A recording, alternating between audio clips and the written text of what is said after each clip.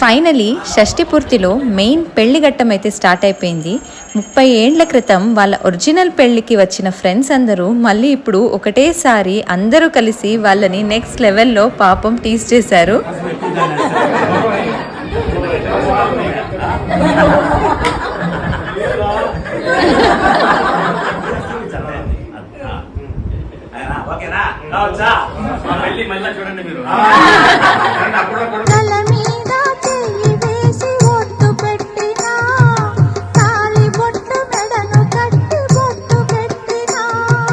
సన్ని కళ్ళు తొక్కిన సప్త పదులు మెట్టిన